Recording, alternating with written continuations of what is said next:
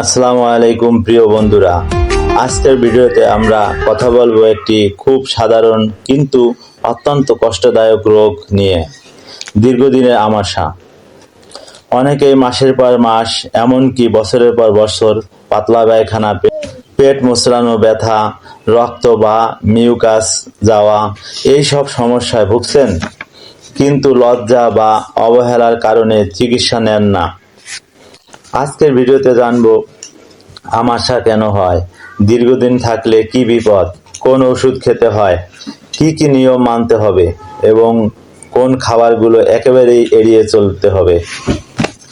তাহলে ভিডিওটি শেষ পর্যন্ত দেখুন, বিস্তারিত জানতে পারবেন। আমাশা কি? আমাশা মূলত অন্ত্রের একটি সংক্রমণ। এটি সাধারণত দুই ধরনের হয়। অ্যামিবিক আমাশা, যার জন্য দায়ী অ্যান্ট্রামোয়ে বা হিস্টোলিটিকা নামের পরজীবী। ব্যাসিলারি আমাশা সাধারণত ব্যাকটেরিয়া যেমন সিগেলা দ্বারা হয়। দীর্ঘদিন চিকিৎসা না করলে এটি ক্রমিক বা দীর্ঘস্থায়ী হয়ে যায়। আমাশা কেন হয়? দীর্ঘদিন আমাশা থাকলে পিছনের প্রধান কারণগুলো হলো দূষিত পানি পান করা, বাসি বা অস্বাস্থ্যকর খাবার খাওয়া, হাত না ধুয়ে খাবার খাওয়া, রাস্তার খোলা খাবার, অপরিষ্কার টয়লেট ব্যবহার, আগের সংক্রমণ পুরোপুরি ভালো না হওয়া, গ্রামের এলাকার নলকূপে দূষিত পানি বা শহরের স্ট্রিট ফুড দুটোই বড় কারণ হতে পারে। দীর্ঘদিন আমাশা থাকলে কি সমস্যা হয়? শরীর দুর্বল হয়ে যায়, ওজন কমে যাওয়া, রক্তশূন্যতা হতে পারে, শিশুদের বৃদ্ধি ব্যাহত হয়, লিভারের সংক্রমণ পর্যন্ত ছড়াতে পারে। তাই দীর্ঘদিন পাতলা পায়খানা বা রক্ত গেলে কখনোই অবহেলা করবেন না। কোন ওষুধ খেতে হবে? গুরুত্বপূর্ণ, ডাক্তারের পরামর্শ ছাড়াই কখনোই নিজে নিজে অ্যান্টিবায়োটিক খাবেন না। সাধারণত চিকিৎসকরা যা দিয়ে থাকেন: মেট্রোনিডাজল গ্রুপের ওষুধ যেমন অ্যামোরিস স্কয়ার কোম্পানির, ফিলমেট বেক্সিমকো কোম্পানির, ম্যাট্রিল অপসিনিন কোম্পানির, ম্যাটসিনা দি ইবনে সিনা কোম্পানির, মেট্রো জেসকা কোম্পানির। এছাড়াও আরও অনেক কোম্পানির ওষুধ আছে বাজারে। ব্যাকটেরিয়াল সংক্রমণ, নির্দিষ্ট অ্যান্টিবায়োটিক প্রয়োজন।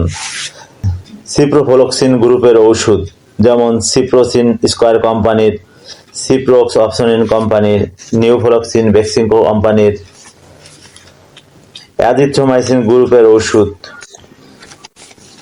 যেমন জিমেক্স স্কয়ার কোম্পানির, অ্যাজিন ডি একমি ল্যাবরেটরিজ, এজিসিন অপসনিন কোম্পানির, জিথ্রিন রেনেটা কোম্পানির। এই ধরনের অ্যান্টিবায়োটিক সেবন করতে হবে, তবে বয়স, ওজন, রোগের ধরন অনুযায়ী ওষুধের ডোজ নির্ধারণ করতে হয়। তাই অবশ্যই একজন চিকিৎসকের পরামর্শ অনুযায়ী ডোজ নির্ধারণ করবেন। সাথে অবশ্যই ওরসিলাইন সেবন করবেন। যদি 5 থেকে 7 দিনের মধ্যে রোগের উন্নতি না হয়, তাহলে অবশ্যই একজন বিশেষজ্ঞ ডাক্তারের সাথে যোগাযোগ করবেন। কি কি নিয়ম মানতে হবে? বিশুদ্ধ পানি পান করুন। প্রতিবার খাবারের আগে ও টয়লেটের পরে সাবান দিয়ে হাত ধুতে হবে। খাবার ঢেকে রাখুন। পর্যাপ্ত বিশ্রাম নিন। শরীরে পানিশূন্যতা এড়াতে স্যালাইন খান। ব্যক্তিগত স্বাস্থ্যবিধি মেনে চলাই হলো সবচেয়ে বড় প্রতিরোধ। আমাশা হলে যেসব খাবার খাবেন না: অতিরিক্ত ঝাল ও মশলা, ভাজা পোড়া, ফাস্টফুড, কোমল পানীয়, কাঁচা সালাদ যদি পরিষ্কার না হয়, অতিরিক্ত তৈলাক্ত খাবার।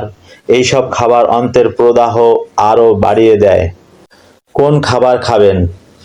নরম ভাত, খিচুড়ি, স্যুপ, কলা, সেদ্ধ আলু, ডাবের পানি। সহজপাচ্য ও হালকা খাবারই সবচেয়ে ভালো। কখন ডাক্তারের কাছে যাবেন? যদি নিচের লক্ষণ থাকে, দ্রুত চিকিৎসকের সাথে যোগাযোগ করুন: পায়খানায় রক্ত, তীব্র পেট ব্যথা, জ্বর, শরীরে খুব দুর্বল হয়ে যাওয়া, 7 দিনের বেশি সমস্যা থাকা। বন্ধুরা, আমাশা একটি সাধারণ রোগ হলেও অবহেলা করলে মারাত্মক হতে পারে। পরিষ্কার ও পরিচ্ছন্নতা ও ঠিক চিকিৎসাই এর একমাত্র সমাধান। ভিডিওটি ভালো লাগলে লাইক, কমেন্ট ও শেয়ার করতে ভুলবেন না এবং এমন স্বাস্থ্য বিষয়ক ভিডিও পেতে সাবস্ক্রাইব করুন। সুস্থ থাকুন, ভালো থাকুন, সবাইকে ধন্যবাদ। সুবিচারের সাথে ওজন প্রতিষ্ঠা করো আর ওজনে কম দিও না। সূরা আর রহমান আয়াত 9।